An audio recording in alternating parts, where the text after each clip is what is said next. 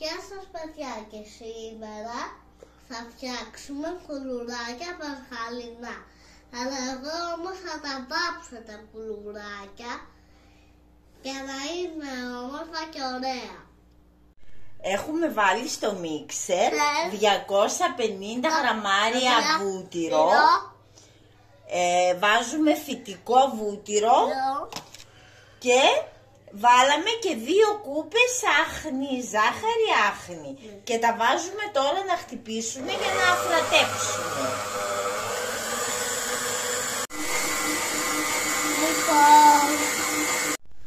Χτυπήσαμε το βούτυρο με τη ζάχαρη και αφού έχει ασπρίσει και αφρατέψει θα προσθέσουμε και ένα-ένα τα αυγά.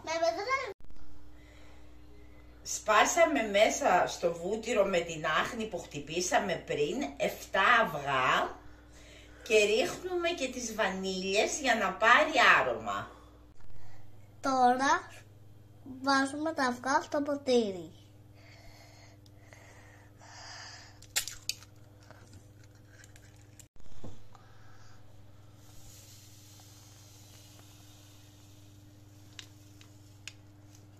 Επίσης ρίχνουμε και το ξύσμα πορτοκαλιού για να πάρει άρωμα. Ξεκινάμε τώρα, αφού έχουμε βάλει τα υλικά, να χτυπήσουμε το μείγμα μας. Ξεκινάμε.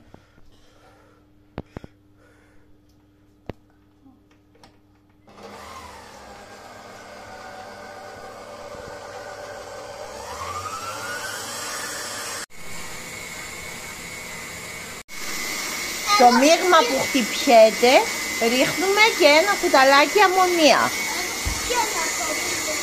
Θα ρίξουμε και ένα κουταλάκι σόδα μέσα στο χυμό 2 πορτοκαλιών. Θα το ανακατέψουμε.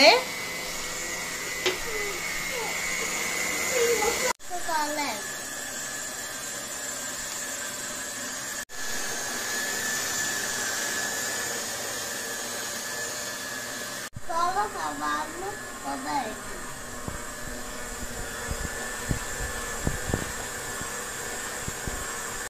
Τώρα βάζουμε και το υπόλοιπο αλεύρι για να τελειώσει το ζυμάρι μας. Βάζουμε το μείγμα σε λεκάνη και προσθέτουμε και το υπόλοιπο αλεύρι που χρειάζεται για να γίνει μία ζύμη μαλακή.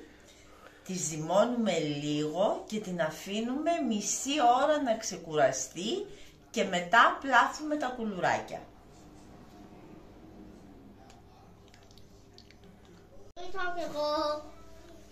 Εδώ βέβαια μου.